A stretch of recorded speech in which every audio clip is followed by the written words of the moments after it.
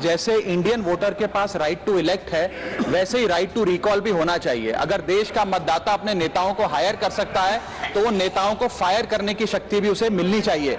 Imagine हमारी parliament में Gen Zs बैठे हों। वेल, ये तो पॉसिबल नहीं है, लेकिन यंग एजुकेटेड पॉलिटिशियंस क्या क्या चेंजेस ला सकते हैं, इसका टीजर रिसेंटली आम आदमी पार्टी से सांसद राघव चड्ढा दिखा रहे हैं। राघव ने अब टिपिकल केजरीवाल स्टाइल पॉलिटिक्स से हटकर अपना खुद का स्टाइल बनाया है। ये पार्लियामेंट में वो मुद्दे उठा रहे हैं जिसके बारे में यूजुअली बात ही नहीं होती थी। क्या है वो मुद्दे और कैसे राघव चड्ढा अपने हेटर्स को भी इम्प्रेस कर रहे हैं, समझने के लिए वीडियो को एंड तक जरूर देखना। पेशे से चार्टर्ड अकाउंटेंट रहे Raghav is one of the youngest MPs currently at the age of 37। Now let's see कि राघव ने संसद में कौन से इंपॉर्टेंट मुद्दे उठाए हैं। सबसे रिसेंट है राइट टू रिकॉल। राघव ने कहा कि जनता को अपने नेताओं को 5 साल से पहले हटाने का हक होना चाहिए अगर कोई पॉलिटिशियन अपनी ड्यूटीज ठीक से परफॉर्म ना करे तो।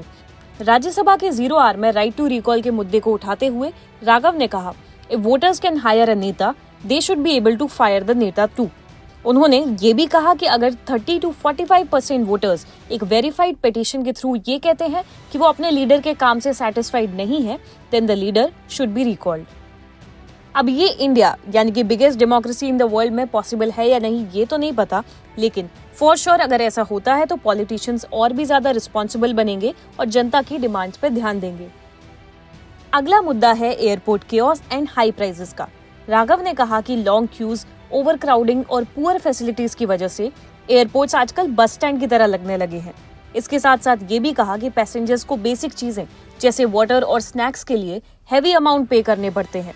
ओवरऑल बात हुई एयर ट्रैवल को more affordable and Indian middle class friendly बनाने की। राघव ने जेनजी यूट्यूबर्स और क्रिएटर्स के लिए भी आवाज उठाई।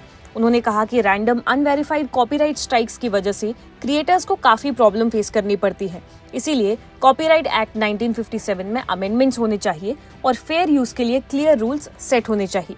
इस पर राघव चड्ढा को जेनजी का सपोर्ट भी मिला। Now we all know that gig workers are being exploited. Multiple deliveries throughout the day करने के बाद भी उन्हें बहुत कम पैसे दिए जाते हैं। राघव ने जेप्टो, ब्लिंकिट एक्सेट्रा के साथ काम कर रहे डिलीवरी वर्कर्स को इकट्ठा कर स्ट्राइक्स के थ्रू डिमांड्स रेज की। 10 मिनट डिलीवरी क्लेम्स अब कंपनीज नहीं कर सकती हैं।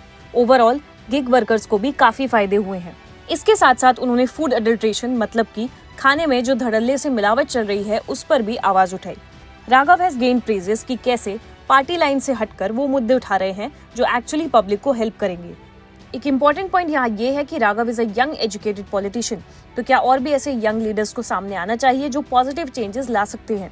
According to the data from the association for democratic reforms, MPs और एमएलएज इंडिया में typically 46 to 65 years of age के होते हैं, and this needs to change because young politicians are actually speaking up. एक और एग्जाम्पल देती हूँ। BJP की Maithili Thakur is one of the youngest MLA. Typical politicians की तरह पार्टी की हाँ में हाँ ना मिलाने की जगह मैथिली ने अपने ही मिनिस्टर पे क्वेश्चंस रेज किए ताकि वो मेक श्योर कर सके कि पब्लिक की डिमांड्स पूरी हों। तो all in all, I vouch for young Indian politicians. And what about you? Let us know in the comments.